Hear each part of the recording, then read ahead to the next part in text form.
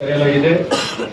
ಇದಕ್ಕೆ ಪಟ್ಟಣ ಪಂಚಾಯತಿ ಅಧ್ಯಕ್ಷರು, ನಮ್ಮ ಇನ್ಸ್ಪೆಕ್ಟರ್, PSI ಎಲ್ಲ ತಿಳಿಸ್ಕೊಟ್ಟಿದ್ದಾರೆ. ಸುರಕ್ಷತೆ ಬಗ್ಗೆ ನೀವು ಲಕ್ಷ್ಯ ವಹಿಸಬೇಕಾಗತ್ತೆ. ಎರಡನೇದು ಧಾರ್ಮಿಕ ಸಹಿಷ್ಣುತೆ. ಸುರಕ್ಷತೆ ಅಂದ್ರೆ ಏನಂತ ಹೇಳಿದ್ರೆ, ನೀವು KB ಅಧಿಕಾರಿಗಳ ಗಮನಕ್ಕೆ ತಂದು, ಯಾಕಂತ ಹೇಳಿದ್ರೆ ಮಳೆಗಾಲನೂ ಇದೆ, ಇವಾಗ ಹೇಳಿಕ್ಕಾಗಲ್ಲ. ಇವತ್ತು ಸ್ವಲ್ಪ ಬಿಸಿಲಾಗಿದೆ, ಮತ್ತೆ ಮಳೆ ಯಾವಾಗಾದ್ರೂ ಬರ್ಬೋದು.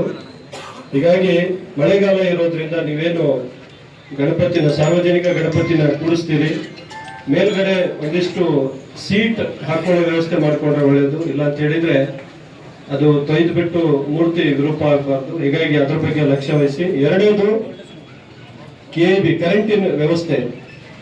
ಕರೆಂಟಿನ ವ್ಯವಸ್ಥೆನ ಮತ್ತೊಂದು ಏನಾರ ಅನಾಹುತ ಆದ್ರೆ ಅವ್ರು ಬೇಕಾದ್ರೆ ಲೈನ್ ಮ್ಯಾನ್ ಕಳಿಸ್ಕೊಡ್ತಾರೆ. ಅದಕ್ಕೆ ಕರೆಕ್ಟ್ ಆಗಿ ನೀವು ಅನುಮತಿ ತಗೊಂಡು ವೈರಿಂಗ್ ಮಾಡ್ಕೊಳ್ಳಿ. ಸೊ ಬೇರೆ ಎಲ್ಲ ಖರ್ಚು ಮಾಡ್ತೀವಂತೆ.